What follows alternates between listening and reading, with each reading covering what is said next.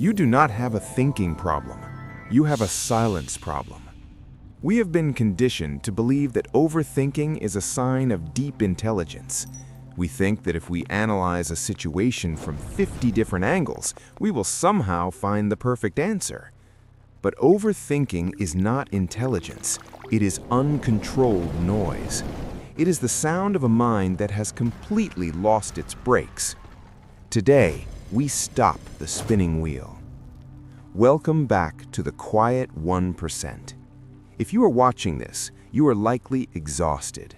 You know the feeling of lying awake at 2 in the morning, trapped in a relentless loop of your own thoughts, replaying conversations from 5 years ago, imagining catastrophic futures that haven't even happened yet. You suffer from analysis paralysis, constantly weighing options until you are too tired to make a decision at all.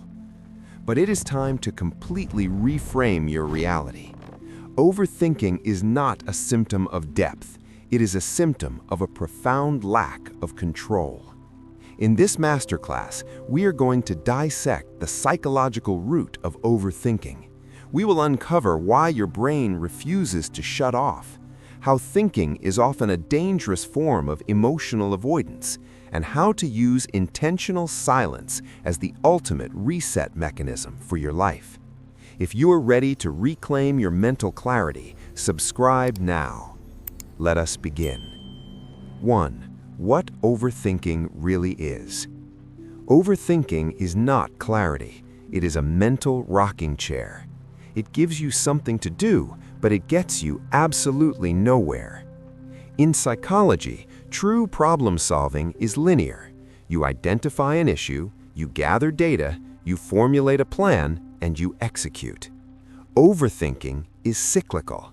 It is rumination. You take the same piece of information and run it through your mind 100 times, hoping that on the 101st time, a magical solution will appear. But it never does. When you overthink, your brain is stuck in a highly anxious loop, mistaking frantic motion for actual progress. Be honest with yourself. How many times has overanalyzing a situation actually led to a brilliant breakthrough? Almost never. The mindset shift you must adopt today is this: overthinking is a malfunction of the mind, not a feature. Once you recognize it as a glitch, you can stop trusting it. 2. Why your mind won't shut off. Your mind won't shut off because you have trained it to be terrified of the void. We live in an era of constant, unrelenting stimulation. From the moment you wake up, you reach for your phone. You listen to podcasts while you cook. You watch videos while you eat. You scroll through social media until the second you fall asleep.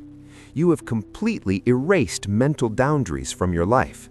Because of this, your brain has forgotten how to idle. When you finally put the phone down, or when your head hits the pillow, your brain panics. The sudden lack of external input creates a vacuum, and your mind rushes to fill it with the only thing it has left, its own anxious noise. You have conditioned your brain to believe that stillness is dangerous. The takeaway is brutal but necessary. You cannot expect a quiet mind at night if you feed it chaos all day. 3. The illusion of control. We overthink because our ego believes that worry is a form of work. This is one of the deepest psychological traps of the human condition. When we face uncertainty in our relationships or our careers, we feel powerless, and the human ego despises powerlessness. So we think, we plan for every possible disaster, we analyze every possible outcome. Our brain tricks us into believing that if we just think hard enough, we can control the uncontrollable. We convince ourselves that worrying prepares us for the worst. But this is an illusion. Thinking more about a problem does not solve the problem. It only magnifies it. It creates phantom scenarios that drain your energy before the real battle even begins. You must surrender the illusion of control. Accept that the world is inherently unpredictable. Your overthinking does not protect you from the future, it only steals your present. You have felt this before. Let us look at a man named David. David was highly intelligent, but he was entirely paralyzed by his own mind. He was deeply unhappy in his career, and he wanted to start his own business, but instead of taking action, he retreated into his intellect. He spent 2 years researching markets. He bought 20 books on entrepreneurship. He mapped out every possible way his business could fail. He debated the perfect logo design for weeks. He was exhausted. He felt like he was working incredibly hard, but in reality, he had done nothing. David's overthinking was a highly sophisticated defense mechanism. His mind was generating endless complexities to protect him from the simple, terrifying reality of taking a risk. His loud mind kept him safe, but it kept him completely stuck. He was a prisoner in a cage built entirely of his own thoughts. 4. Emotional avoidance through thinking. This is where most people get stuck without ever realizing it. Most of your overthinking is not intellectual, it's an escape hatch from your own emotions. When you experience something painful, rejection, grief, insecurity, or fear, the biological mandate is to feel it. But feeling is uncomfortable, so highly analytical people do something dangerous. They intellectualize their feelings. Instead of sitting with the pain of a breakup, you spend hours analyzing your ex-partner's psychological flaws. Instead of feeling the fear of a new project, you research the logistics until your eyes bleed. You retreat into your head because you are terrified of your heart. But emotions cannot be solved like math equations. They must be processed in stillness. When you catch yourself spiraling into endless analysis, ask yourself, what feeling am I actively trying to avoid right now? Stop analyzing your pain. Start feeling it. 5. Addicted to stimulation. Noise has become your comfort zone. If you are a chronic overthinker, you have developed a severe psychological addiction to stimulation. Even though your thoughts cause you anxiety, they are familiar. They are a predictable hum in the background of your life. When you first attempt to sit in absolute silence, it will feel excruciating. Your brain will rebel. It will throw random memories at you. It will remind you of embarrassing things you did a decade ago. It will scream for you to pick up your phone. This discomfort is withdrawal. You are detoxing from dopamine and mental noise. Most people quit at this exact stage. They feel the discomfort of the silence, assume they are bad at meditating, and return to the noise. But you must push through the withdrawal. Silence feels uncomfortable at first because it forces you to meet the version of yourself you have been running from. Let us contrast David's paralysis with a woman named Maya. Maya was facing a massive decision. She was in a long-term relationship that felt wrong, but she couldn't figure out why. For months, she did what everyone does. She overanalyzed. She made pros and cons lists. She asked 5 different friends for their opinions. She consumed endless podcasts on relationship psychology. Her mind was a war zone of conflicting data. She was completely overwhelmed.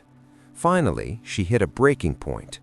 She went away for a weekend by herself. She left her laptop behind. She turned her phone off. For the first day, the silence drove her crazy. Her brain screamed for a distraction. But by the second day, the sediment in her mind began to settle. The chaotic, swirling thoughts lost their momentum. And in the deep, unbothered stillness of the third morning, the answer appeared. It wasn't a complex equation. It was a simple, quiet knowing. She knew she had to leave. She didn't need more information. She needed less noise. The clarity was there all along, buried under the rubble of her overthinking. 6. How quiet minds make better decisions. The highest form of human intelligence is a quiet mind. In the world of audio engineering, there is a concept called the signal-to-noise ratio. If there is too much background static, you cannot hear the beautiful music being played.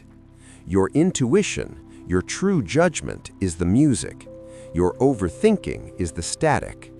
When you operate with a quiet mind, you do not react defensively to life. You observe it objectively. You stop looking at situations through the distorted lens of your anxieties and fears. You see reality exactly as it is. Less noise equals stronger judgment. The elite performers in business, sports, and leadership do not have louder minds than you. They have vastly quieter ones. They have mastered the ability to mute the static so they can hear the signal. 7. Practical shift from noise to control. You cannot fight noise with more noise. If your mind is racing, trying to force it to stop by getting angry at yourself is like trying to put out a fire with gasoline. The shift into the quiet 1% mindset requires a completely different tactic: observation.